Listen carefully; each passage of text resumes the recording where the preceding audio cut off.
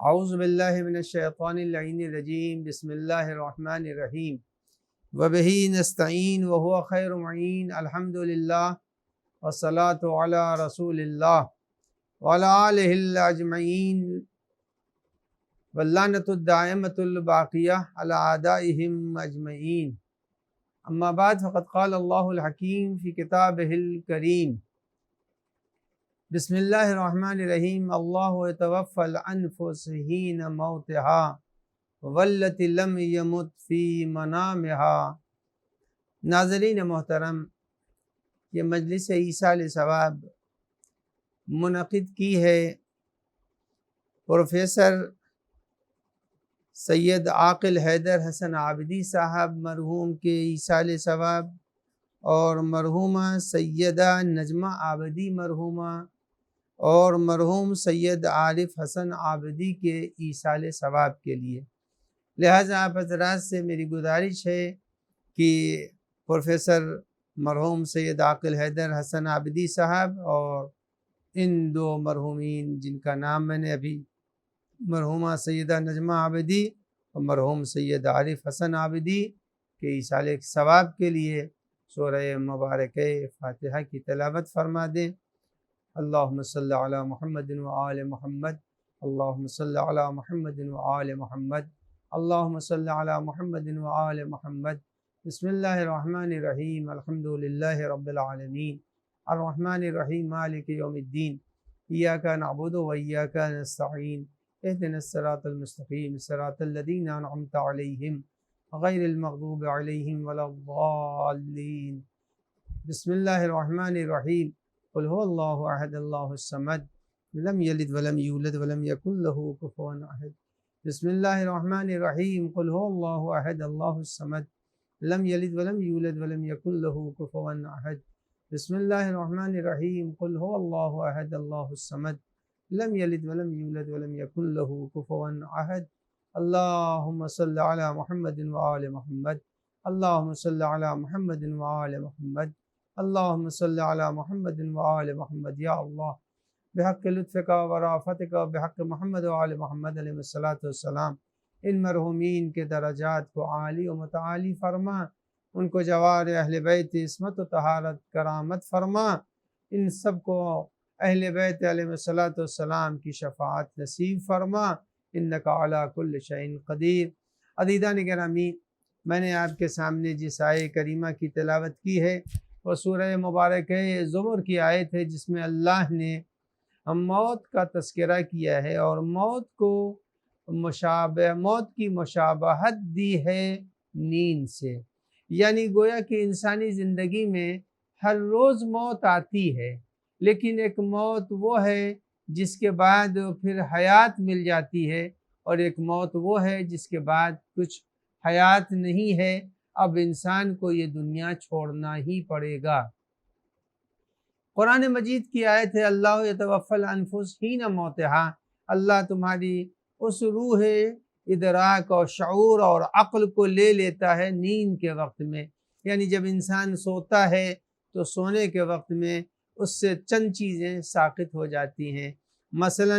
حفاظت ساقط ہو گئی۔ اب اس کے گھر میں چور بھی آ جائے تو وہ اپنے مال کی حفاظت نہیں کر سکتا ہے۔ اگر اس کے اوپر جو واجب تھا سو رہا ہے اور سورج نکلنے کے قریب ہے یا غروب کے قریب ہے تو اب اس کے اوپر نماز واجب تھی، لیکن چونکہ سو رہا ہے ابھی اس وقت مکلف نہیں ہے۔ یا مثلا ہر چھوٹے پر اپنے باپ بڑے کا احترام واجب ہے، بیٹے پر بیٹی پر باپ کا احترام ماں کا احترام واجب ہے۔ اب بچہ سو رہا ہے، بیٹی سو رہی ہے، باپ آیا اور آنے کے بعد چلا گیا تو اب یہ اس کے احترام میں اٹھے گی نہیں، لڑکا ہے تو اٹھے گا نہیں۔ معلوم ہوا جس وقت انسان سوتا ہے تو سونے کے وقت میں احترام ساقط ہے، واجب اس وقت اس کے اوپر ساقط ہے، اس کے اوپر حفاظت مال ساقط ہے، وہ سو رہا تھا۔ معلوم یہ ہوا کہ نیند میں بھی انسان کا رشتہ اس دنیا سے تھوڑی دیر کے لیے ٹوٹ جاتا ہے۔ خود اس کا مال ہے،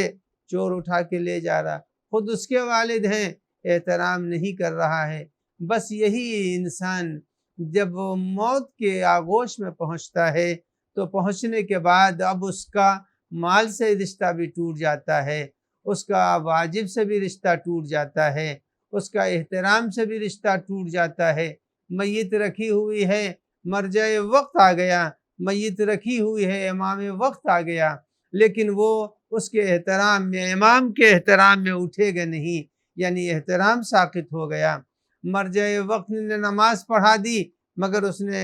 شکریہ ادا نہیں کیا، اس کے مال کو میراث بنا کے تقسیم کر دیا گیا۔ تو جب موت آتی ہے تو احترام بھی ساقط ہو جاتا ہے، واجب بھی ساقط ہو جاتا ہے، اور ملکیت بھی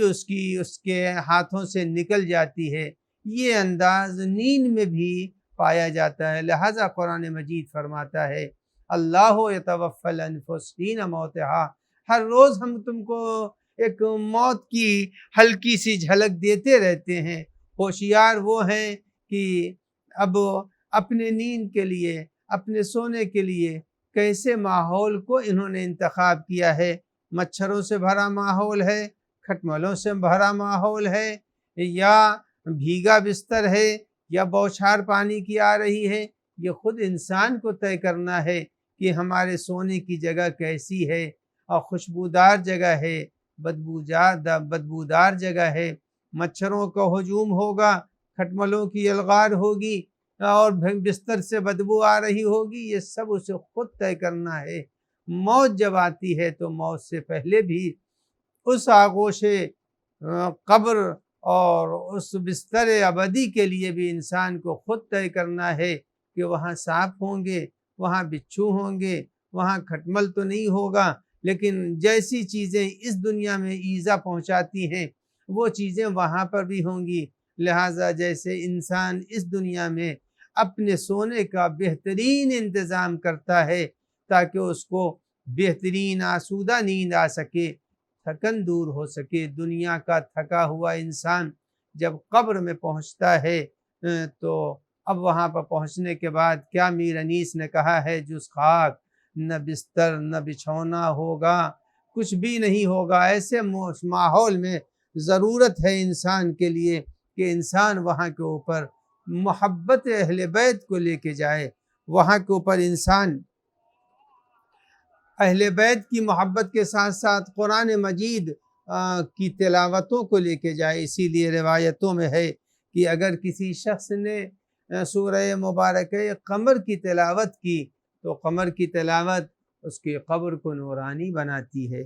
عزیزان گرامی، انسان چند دنوں کے لیے، جیسے ہوائی جہاز میں چل رہا ہے تو چند گھنٹوں کا سفر ہوگا، پھر اسے چھوڑ دینا پڑے گا۔ ٹرین میں چل رہا ہے، چند گھنٹوں کا سفر ہے، اس سے اتر جانا پڑے گا۔ یہ دنیا در حقیقت ایک ٹرین کا نام ہے،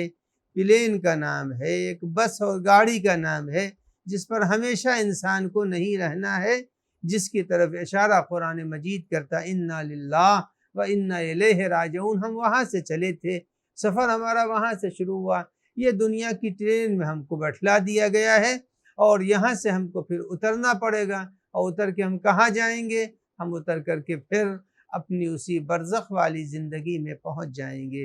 تو یہ دنیا در حقیقت بہت دیر پا جگہ نہیں ہے ٹھہرنے کی، بس اپنے اپنے اعتبار اور اپنے اپنے سفر کے اعتبار سے مسافر کو اللہ نے یہاں کے اوپر، جیسے آپ اگر سفر کرتے ہیں تو آپ کا اپنا سفر آپ کی مرضی کے مطابق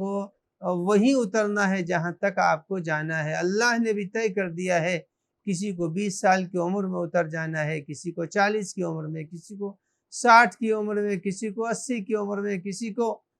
جیسی جیسی ضرورت ہوتی ہے اسی اعتبار سے انسان کو اللہ نے اس دنیا میں رکھا ہے۔ کچھ وہ ہیں کہ جو اس دنیا کے اندر آرزویں بہت رکھتے ہیں، کچھ وہ ہیں جو دنیا سے آرزوؤں کو مٹا دیتے ہیں۔ مثلاً میں 2-3 مثالیں آپ کی خدمت میں دے دوں کہ جناب سلمان فارسی کا ایک ملازم تھا جو ان کے ساتھ مدائن پہنچا تھا، تو جناب سلمان فارسی زار و قطار رو رہے تھے، تو ان کا جو ملازم تھا اس ملازم نے جناب سلمان سے پوچھا کہ آپ جیسے صحابی پیغمبر اور موت سے ڈر رہے ہیں اور زار و قطار رو رہے ہیں، تو جناب سلمان فارسی نے کہا نہیں، میں اس لیے نہیں رو رہا ہوں کہ ہم کو موت سے ڈر لگ رہا ہے یا موت سے خائف ہوں۔ اب آپ پہلے اس واقعے کو بعد میں سناؤں گا، عظمت سلمان بیان کر دوں کہ عظمت سلمان یہ ہے کہ جناب سلمان فارسی کا جب انتقال ہوتا ہے تو وہ ہے مدائن عراق میں، اور امیر المومنین مدینے میں ہیں، اور معصوم کبھی بھی معجزہ اپنی ضرورت کے لیے استعمال نہیں کرتا، بلکہ ہمیشہ معجزہ کسی مصلحت الہی کے لیے استعمال کرتا ہے۔ تو امام نے مدینے کے اس اور عراق کے طولانی راستے کو اعجاز سے طے کیا، اور جب ان کے ملازم نے ان سے پوچھا سلمان کے کہ یہ بتائیے آپ کو غسل کون دے گا، تو کہا وہی دے گا جس نے پیغمبر کو غسل دیا تھا۔ معلوم ہوا جناب سلمان کو امیر المومنین نے غسل دیا، اور وہ ہزاروں میل کے فاصلے پر عراق اور مدینہ ہے، مدائن اور مدینہ ہے، لیکن امیر المومنین معجزے سے وہاں پہنچے۔ اب آپ اندازہ لگائیں کہ ایک طرف یہ واقعہ ہو رہا ہے کہ مدائن میں ایک صحابی رسول کی موت ہوتی ہے، امیر المومنین معجزے سے پہنچتے ہیں، اور میں نے تاریخ میں یہ بھی دیکھا کہ مدینے ہی میں ایک صحابی کا قتل ہو جاتا ہے، مگر دفن کے لیے امیر المومنین فوری نہیں نکل پا رہے ہیں۔ ایسے حالات کیوں ہوئے؟ اس کو ارباب نظر سوچیں کہ وجہ کیا ہوئی کہ یہاں پر فوری تدفین عمل میں نہیں آئی اور وہاں امیر المومنین اعجاز سے پہنچے۔ بہرحال تو میں عرض کر رہا تھا کہ کچھ وہ افراد ہوتے ہیں جن کا علاقہ دنیا سے زیادہ ہوتا ہے، لہٰذا انہیں دنیا چھوڑنے میں بھی زحمت ہوگی۔ اس کی ایک چھوٹی سی مثال، ایک صاحب ہے جو سفر کر رہے ہیں، ان کے پاس ایک چھوٹی سی اٹیچی ہے، انہوں نے چھوٹا سا بریف کیس لیا، ٹرین جب رکی اتر گئے، لیکن ایک کے پاس کھانے کا ناشتے دان بھی ہے، اور ان کے ساتھ ساتھ جو ہے وہ بستر بھی ہے، اور چھوٹی بڑی تین چار اٹیچیاں بھی ہیں۔ اب وہ گیٹ کے اوپر ہیں، انہیں اپنا سامان اتارنا ہے، لیکن کیا کریں، مجمع اترنے نہیں دے رہا ہے، ٹرین کے چھوٹنے کا وقت ہے، بڑی کشمکش میں وہ ہیں کہ سامان چھوٹنے نہ پائے، ہم اتر بھی جائیں، چوٹیں بھی نہ لگیں۔ تو عزیزان گرامی، کچھ وہ ہوتے ہیں جن کے ساتھ سفر میں سامان زیادہ ہوتا ہے، ان کے لیے مشکلیں بھی زیادہ ہیں۔ جب جناب سلمان فارسی رونا شروع کر رہے تھے اور رو رہے تھے، تو جب ان کے ملازم نے پوچھا تو انہوں نے کہا نہیں، موت سے خائف نہیں ہوں، موت کی خبر اور میرے ایمان کی تصدیق پیغمبر کر کے گئے ہیں، اور اتنا میں مطمئن ہوں، لیکن مجھ کو بس ایک چیز ستا رہی ہے، وہ یہ ہے کہ پروردگار عالم نے اگر سوال کر لیا کہ سلمان تم تو حقیقت دنیا جانتے تھے، مگر تمہارے پاس زندگانی دنیا کے سامان زیادہ تھے، تو اس وقت میں کیا جواب دوں گا؟ جس وقت خادم نے یہ سنا وہ حیرت زدہ رہ گیا کہ سلمان کہہ رہے ہیں کہ ہمارے پاس زندگی دنیا کے سامان زیادہ ہیں۔ اب خادم کہتا میں نے جب غور سے دیکھا تو ان کے کمرے میں صرف ایک چٹائی تھی جس پر وہ سوتے تھے، اور ایک مٹی کا لوٹا تھا۔ اگر سلمان کو ان دو چیزوں کے اوپر اس قدر خوف ہے کہ اللہ مجھ سے نعمتوں کا سوال کرے گا، اور سوال کرے گا کہ تم نے دنیا میں، اب اندازہ لگائیں کہ آج جو ہمارے ماحول اور معاشرے میں کپڑے پھٹتے نہیں ہیں، جوتے پھٹتے نہیں ہیں، تو کثرت سے کپڑے بنوائے جا رہے ہیں، جوتے بنوائے جا رہے ہیں، خریدے جا رہے ہیں، طرح طرح کے جو ہے وہ گھڑیوں کے پٹے اور گھڑیاں اور موبائل کے کور، اور نہ جانے لگژری زندگی کے کن کن سامانوں کو انسان آج جو اپنے لیے فراہم کر رہا ہے۔ تو اس واقعے سے اندازہ ہوگا کہ جناب سلمان فارسی جیسا صاحب ایمان، جو ایمان کے 10 درجے پر فائز تھا، اس نے کہا کہ مجھ کو خدا کے ہاں جواب دینا ہوگا، اس کا مجھے خوف ہے۔ اللہ اکبر! ہما و شما کی کیا کیفیت ہوگی اللہ کی بارگاہ میں، کس طرح سے اپنی کوتاہیوں کا جواب دے پائیں گے اور اللہ کی نعمت فراوان کو کس طرح سے ہم اس کی بارگاہ میں عہدہ برا ہو سکتے ہیں۔ تو عزیزان گرامی، یہ دنیا در حقیقت ایک مسافر کی گزرگاہ ہے۔ اسی کے اندر کچھ ایسا بستے ہیں کہ ٹرین گزر جاتی، انہیں خبر نہیں ہوتی، اور بسا اوقات میرے ساتھ بھی یہ ہوا کہ میں نے دیکھا کہ سفر کر رہا تھا، ٹرین اسٹیشن پر رک گئی مگر وہ غفلت سے سو رہے ہیں، تو میں نے جا کے انہیں جگایا کہ آپ کو اترنا نہیں ہے، ٹرین اپنے آخری حصے میں پہنچ گئی، اب اس کے بعد وہ یارڈ میں چلی جائے گی۔ تو وہ جلدی سے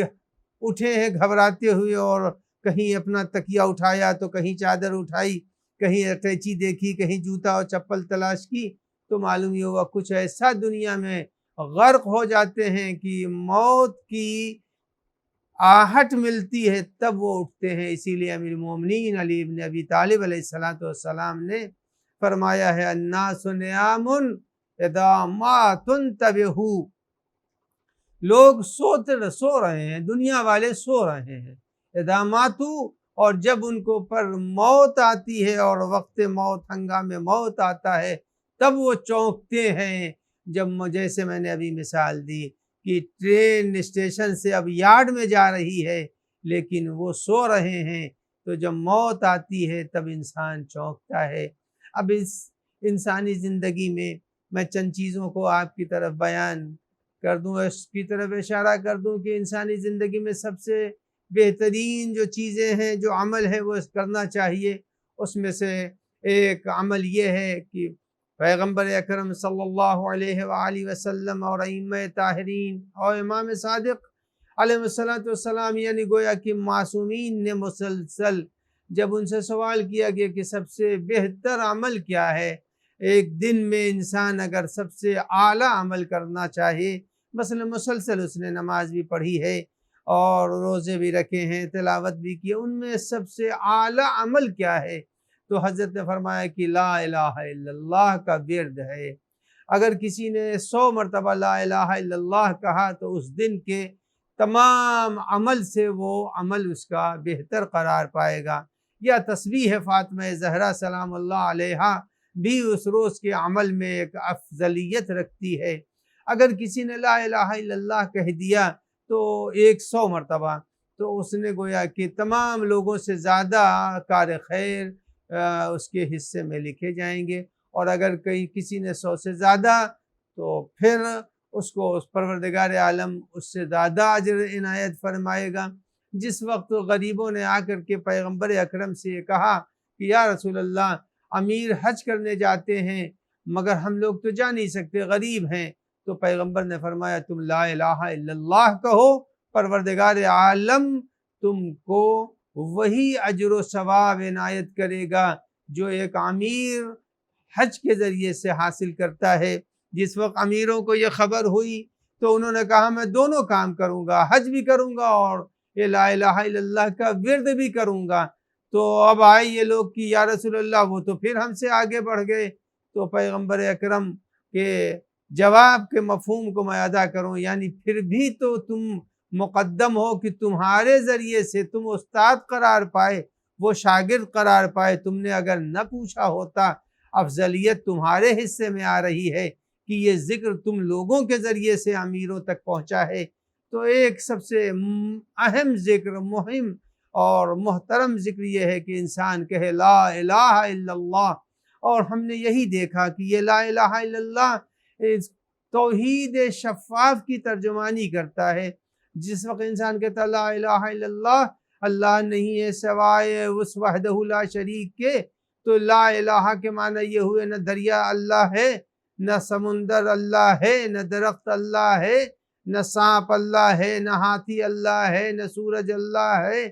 ساری خدائی کا انکار کر کے کہا الا اللہ، اور انسان کو اسی وحدہ لا شریک سے ملاقات کرنی، اس کے صفات حسنہ کو انسان قیامت کے دن قبر کے اندر اس کو ملاحظہ فرمائے گا۔ ہم اسی لیے جب کبھی قبرستانوں میں پہنچتے ہیں تو وہاں جو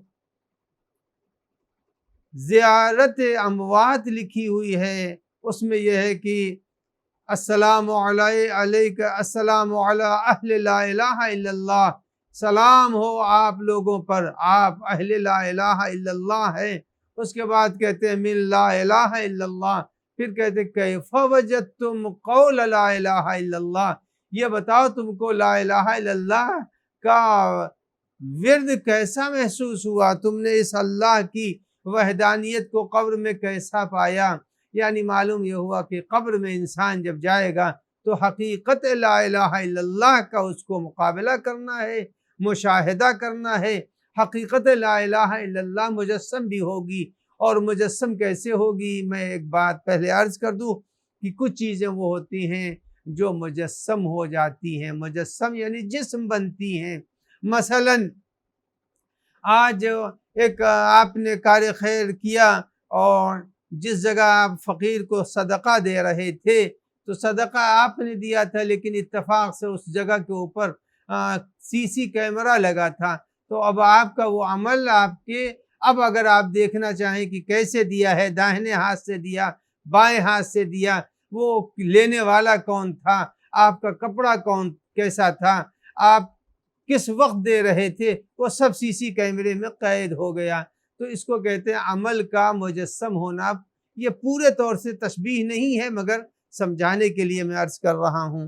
تو معلوم یہ وہ انسان کا عمل مجسم ہوتا ہے۔ یہ قول لا الہ الا اللہ بھی انسان کو قبر میں مجسم ملے گا، اسی لیے کیف وجدتم قول لا الہ الا اللہ۔ اور اگر انسان کو اس لا الہ الا اللہ کو مجسم دیکھنا ہے تو وہ مشہور و معروف جو شعر ہے کہ حقہ کے بنا لا الہ است حسین، اگر لا الہ الا اللہ کو مجسم دیکھنا ہے تو امام حسین علیہ السلام کی ذات اور ان کی عمل اور ان کی شہادت اور ان کی سرداری اپنے دل میں اس کی جگہ بنا لینا۔ اگر کسی نے امام حسین علیہ السلام کی قربانی، ان کی محبت، ان کی فداکاری کو اپنے دل میں جگہ دے دی تو گویا کہ اس نے لا الہ الا اللہ کو مجسم پا لیا۔ تو لا الہ الا اللہ انسان کو قبر میں کام آئے گا، اور لا الہ الا اللہ بنام اور بشکل ائمہ طاہرین، اس لیے کہ معصومین علیہ السلام نے ساری دنیا کو، چاہے وہ آدم ہو یا آدم کے بعد کے دنیا ہو، سب کو توحید ہی کا درس دیا ہے۔ اسی لیے وہ مشہور و معروف واقعہ کہ ایک دن امیر المومنین علی بن ابی طالب علیہ السلام اور سلمان بیٹھے ہوئے تھے۔ سلمان اور امیر المومنین کے درمیان کھجور کا ایک طبق رکھا ہوا تھا۔ امیر المومنین نے نوش فرمائی کھجوریں، اور اس کی ایک دو گٹھلیاں انہوں نے پھینک دی جناب سلمان کے طرف جہاں انہوں نے گٹھلیاں رکھی تھی۔ مزاج سلمان پر اپنی بزرگی کی وجہ سے، وہ تقریباً 350 سال کے تھے، انہیں اچھا نہیں لگا۔ جب اچھا نہیں لگا تو آئے اور پیغمبر سے کہا کہ یا رسول اللہ، میں بہرحال عمر میں بہت بڑا ہوں علی ابن ابی طالب سے، لیکن انہوں نے میری طرف آج جو خرمے کی گٹھلی پھینکی، یہ بزرگی کے خلاف عمل تھا۔ پیغمبر نے سن لیا، کچھ بھی نہیں کہا، لیکن جس وقت امیر المومنین پہنچے ہیں تو کہا کہ یا علی، آپ سے سلمان کو کچھ شکوے ہیں۔ تو کہا کہ یا رسول اللہ وہ کیا ہے؟ تو جب نقل کیا تو امیر المومنین نے جواب کچھ نہیں دیا، بلکہ اپنے جیب سے ایک پھول کا گلدستہ نکال کر کے سلمان کو تھما دیا۔ سلمان فارسی پر غشی سی کیفیت طاری ہوئی، آنکھیں پھٹی کی پھٹی ہیں، وہ سمجھ ہی نہ سکے کہ یہ ہے کیا۔ تو رسول اللہ نے پوچھا کہ سلمان کیا ہوا، تم اچانک اس قدر بے خود کیسے ہو گئے، اور اب تم کچھ جواب نہیں دے رہے، کچھ بول نہیں رہے ہو؟ تو کہا یا رسول اللہ مجھے کچھ سمجھ ہی میں نہیں آ رہا تھا، کیا ہوا کیا، کچھ تو بیان کرو۔ کہا یا رسول اللہ آج سے صدیوں پہلے، 1 2 سال 10 سال 20 سال نہیں، صدی پہلے کی بات ہے کہ میں ایک مرتبہ جنگل سے گزر رہا تھا، راستے میں میرے ایک شیر آ گیا، اور شیر نے جب میرا راستہ روکا ہے تو اب میرے دل سے ایک آواز نکلی کہ کاش کوئی ہوتا جو مجھے بچا لیتا۔ تو میں نے دیکھا کہ ایک نوجوان آیا اور اس نے شیر کو ہمارے راستے سے ہٹا دیا۔ میں اخلاقی طور سے میں نے کہا میں اس جوان کو کیا دے سکتا ہوں، جنگل میں کچھ پھول مختلف سے کھلے ہوئے تھے، میں نے سب کی شاخوں کو توڑا اور ایک گلدستہ بنا کر کے میں نے دیا تھا، اور وہ پھول جس کو میں نے وہاں جمع کیا تھا وہ سب میرے نظروں میں ہے اور میرے ذہن میں محفوظ ہیں۔ اس وقت علی ابن ابی طالب نے وہی پھول مجھ کو دے دیا ہے، وہی گلدستہ پیش کیا ہے جو میں نے صدیوں پہلے اس جوان کو دیا تھا۔ پھر مولا کائنات مسکرائے اور مسکرانے کے بعد کہا سلمان تم یہ سمجھتے ہو کہ ہم عمر کے اعتبار سے چھوٹے ہیں؟ سلمان ہم نے سارے انبیاء کی مدد کی ہے، اور یہی نہیں ہے جتنے بھی انبیاء دنیا میں آئے ہیں میں نے چھپ کر کے ان کی مدد کی ہے، لیکن نبی اکرم کے لیے میں مددگار ہوں۔ اور کیسے مددگار ہوں؟ ظاہر بظاہر اللہ نے ہم کو اسلام اور پیغمبر اسلام کی نصرت اور ان کی حمایت و مدد کے لیے ظاہر بظاہر اجازت دی ہے۔ تو معلوم یہ ہوا کہ کلمہ لا الہ الا اللہ آدم سے شروع ہوا تھا اور قیامت تک کلمہ لا الہ الا اللہ باقی رہے گا۔ اس کلمہ لا الہ الا اللہ کو اگر کسی کو مجسم دیکھنا ہے تو اہل بیت عصمت و طہارت کو دیکھے۔ انہی نے کلمہ لا الہ الا اللہ کو زندہ کیا اور انہی نے کلمہ لا الہ الا اللہ کو دنیا میں ہمیشہ کے لیے باقی رکھا۔ اگر یہ نہ ہوتے تو ہزاروں آ گئے تھے جنہوں نے کلمہ لا الہ الا اللہ کو مٹانے کی کوشش کی۔ نمرود تھے، شداد تھے، فرعون تھا، اور اس کے ساتھ ساتھ بنی عباس اور بنی امیہ، یہ سب وہ تھے جو کلمہ لا الہ الا اللہ کے مخالف تھے، مگر سب مٹ گئے۔ مگر ذکر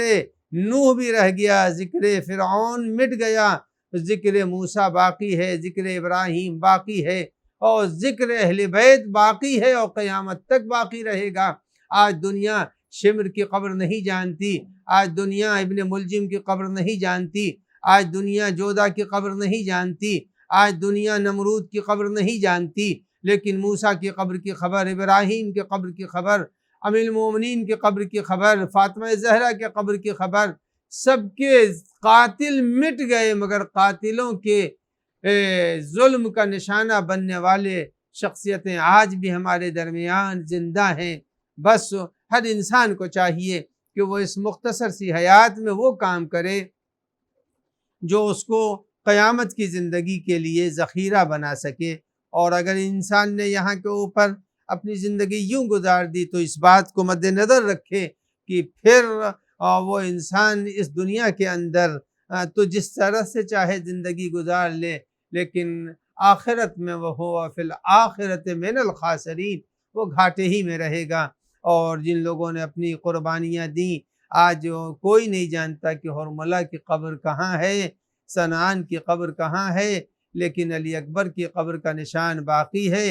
حر کی قبر کا نشان باقی رہ گیا، حرملہ کی قبر کا نشان مٹ گیا۔ تو جو دین کے اوپر اپنی قربانیاں دیتا ہے اس کا ذکر بھی باقی رہتا ہے، اس کا نشان قبر بھی باقی رہتا ہے۔ عزیزان گرامی، بس آج سفر کی نویں ہے اور کل ابھی گزری ہے تاریخ شہادت، یا مختلف جگہوں پر مختلف تاریخ شہادت سکینہ سلام اللہ علیہا ہے۔ اللہ، وہ وقت کتنا شدید تھا کہ جس وقت جناب سکینہ نے خواب میں امام حسین کو دیکھا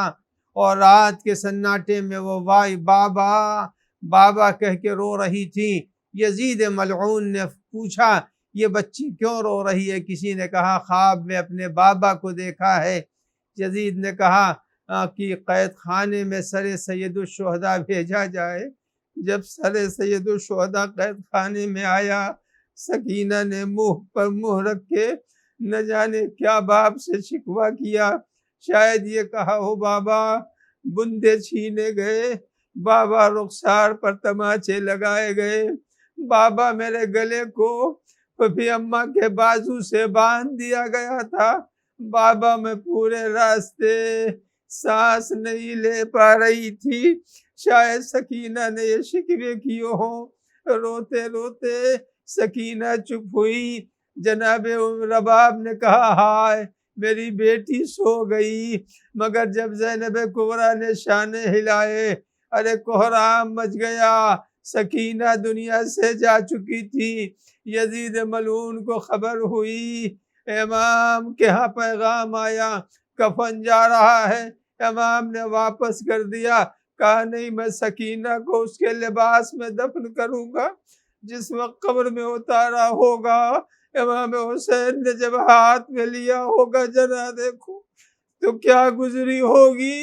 ارے نیل کے نشان رہے ہوں گے،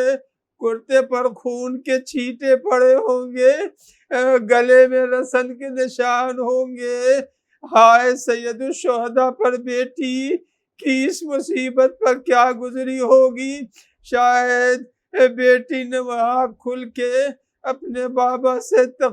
راہ کربلا و کوفہ و شام کی اذیت بیان کی ہو اور بتایا ہو اے بابا ارے آپ کے بعد خیموں میں آگ لگی، اے بابا آپ کے بعد بھیا علی اصغر کا لاشا قبر سے نکالا گیا، سیعلم الذین ظلموا ای منقلب لعنت اللہ علی القوم الظالمین۔ یا اللہ بحق محمد و آل محمد علیہ السلام اموات مومنین مومنات کی مغفرت فرما، بیماروں کو شفا عنایت فرما، قرض داروں کے قرضوں کو ادا فرما، جو اس سال دنیا سے گزر گئے ہیں جوار معصوم عنایت فرما، پالنے والے بحق محمد و آل محمد واسطہ ہے تمام ناظرین کی حوائج کو مستجاب فرما، جن بیماروں نے دعا کی فرمائش کی ہے ان کی حاجتوں کو روا فرما۔ یا اللہ بحق محمد و آل محمد علیہ السلام جو صاحبان دختر ان کو ان کے فرائض سے سبکدوش فرما۔ یا اللہ بحق محمد و آل محمد علیہ السلام جو مزارات اہل بیت کی زیارت کے مشتاق ہیں ان کو اسباب سفر عنایت فرما۔ یا اللہ تجھے تیری عظمت و جلال کا واسطہ ہے جو زائرین امام حسین 40 کے لیے کربلا پہنچے ہیں سب کو صحت و عافیت و سلامتی عنایت فرما، انہیں بعد زیارت ان کے گھروں تک منتقل فرما۔ پالنے والے بحق محمد و آل محمد علیہ السلام شب اول قبر ہم سب کو اہل بیت کی زیارت و شفاعت نصیب فرما، عذاب قبر فشار قبر تاریکی قبر سے نجات عنایت فرما، اولاد مومنین کو الی یوم القیامہ پالنے والے محبان آل محمد میں قرار فرما۔ پالنے والے تجھے واسطہ ہے محمد و آل محمد کا پروفیسر عاقل